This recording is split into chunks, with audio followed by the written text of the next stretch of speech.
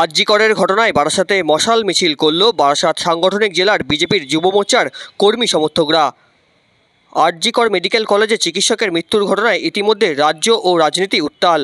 উত্তর 24 পরগনা জেলায় আজ রাত্রি 8টার সময় বারাসাত শহর জুড়ে চিকিৎসকের মৃত্যুর ঘটনায় অভিযুক্তদের অবিলম্বে গ্রেপ্তার এবং দোষীদের শাস্তির দাবি তুলে মশাল মিছিল করল বারাসাত সাংগঠনিক জেলার বিজেপির যুব মোর্চার কর্মী সমর্থকরা।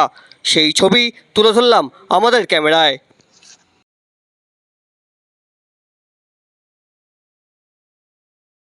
দেখুন, রাজ্য জুড়ে যেভাবে মহিলাদের উপর অত্যাচার, ধর্ষণ, খুন চলছে, আমরা দেখতে পেরেছি গত 9ই আগস্ট আরজি করের যে মর্মান্তিক ঘটনা, বাংলার মেয়ে অভয়াকে যেভাবে নির্মম শারীরিক অত্যাচার করে খুন করা হয়েছে, এবং রাজ্য সরকার যেভাবে প্রকৃত দোষীদের আড়াল করার চেষ্টা করছে, প্রমাণ লোপাটের চেষ্টা করছে, যেখানে সমগ্র দেশ, রাজ্য এবং সারা বিশ্ব জুড়ে যখন প্রতিবাদে নামছে, আমরা দেখতে পাচ্ছি পশ্চিমবঙ্গের অপদার্থ রাজ্য সরকার তার খুনিদের, প্রকৃত দোষীদের আড়াল করার জন্য প্রমাণ লোপাট করছে।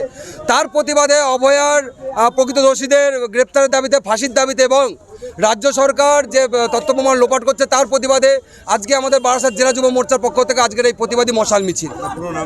আমি পিকলু শর্মা, বারাসাত জেলা যুব মোর্চার সভাপতি। যে ধর্ষিতা হয়েছে সে পূর্ণ বিচার পাক।